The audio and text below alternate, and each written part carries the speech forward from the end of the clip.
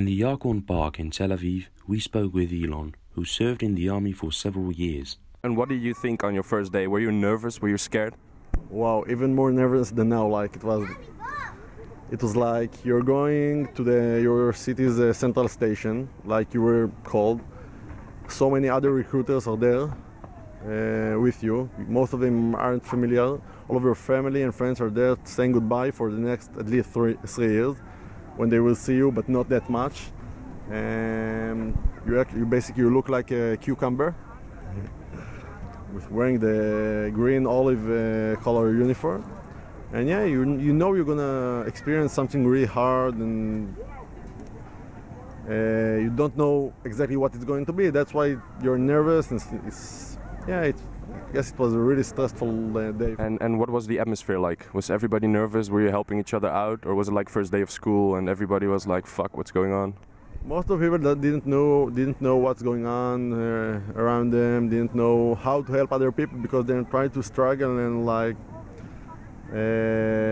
understand what's going on. You know, first day you are getting your uniform, your equipment, you're saying goodbye to your parents, your friends. So basically it's not like most of the people are shocked in their first day. And how long did you join them? How long? How long were you there? It was like in total it was 7 years. From the 3 out of them were because it was a mandatory, and I extended each time. After 3 years of service, I extended my service for being an officer. You're required to extend. So in the first period I extend for 1 year, and then additional 2 years, and 2 years more, and then 1 year. So in total it was 7 years. And is it like a 24/7 thing? Do you have a lot of free time? Do you go back home in the weekends? It's 25/7 thing. It's like you don't have much time for yourself, especially if you're an officer and commander. You all the time keep being busy in making sure all other people and your soldiers are okay, and they have everything they need, and that the missions are fulfilled. So you are very busy. Most of the time you don't have time for yourself, as I said. But the time goes by very fast. Do you think there are any negative points about joining? Yeah, I think the ideal reality is that no one will join any army that fight anyone, because you're operating violence and you're activating against people. So the ideal is that, yeah, of course. So in an ideal situation, it should be not necessary. Our reality is not the idea, right? Did you feel safe all the time, or were there moments that you really were scared of your life?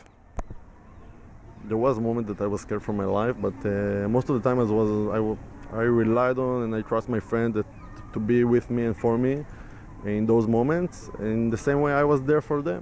Can you share such a moment, or is it hard for you to talk about?